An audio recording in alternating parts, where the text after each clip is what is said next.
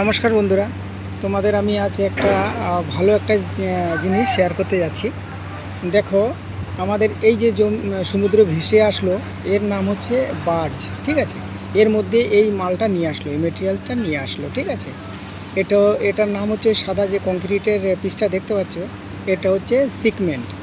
ঠিক আছে, তো এটা উপরে দেখো কিভাবে লিফটিং করা হচ্ছে। দেখো লিফটিংটা দেখো কত সুন্দরভাবে করা হচ্ছে। আর যে বাসটা টেনে নিয়ে আসলো, সে ডিপার্টমেন্টের ইঞ্জিনিয়ার আছে, ফোরম্যান আছে, সুপারভাইজার আছে, অভিজ্ঞতা তাদের বহুত অভিজ্ঞ ওরা।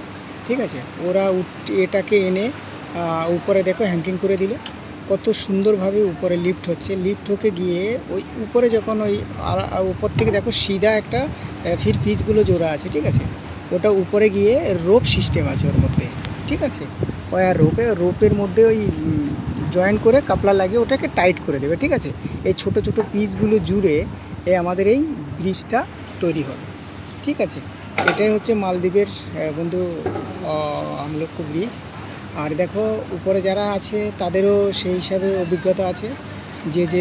যে পজিশানে কাজ করে, যে ডিপার্টমেন্টের আছে, তারা সেভাবে অভিজ্ঞতা ওদের আছে, তাই সেই ডিপার্টমেন্টে ওরা কাজ করছে। ঠিক আছে, কিন্তু আমাদের ওই ডিপার্টমেন্ট নয়, আমরা আলাদা ডিপার্টমেন্ট, আমাদের আলাদা কাজ।